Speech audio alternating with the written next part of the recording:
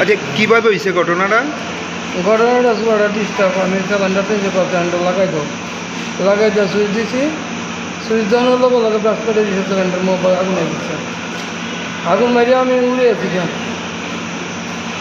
পরে আপনারা হাসপাতালে কে আনছে? ভাই এত স্কুল করছে। এমনিতে সিলিন্ডার ব্রাস্ট হওয়ার পরে কি বাড়ি ঘরে কোনো আগুন লাগছে? লাগানোর চেষ্টা হচ্ছে কিন্তু কম্বল দিয়ে রেখে দিয়ে তারা কম্বল দিয়ে বাড়ি ঘরের কোনো ক্ষতি হয়েছে? একটু তো করতে হয়েছে, বিয়ে বাড়ি একটু করতে হয়েছে। আপনি কতদিন ধরে এই মানে গ্যাসের কাজ করেন? হয়তো 10 বছর। নাম কি আপনার?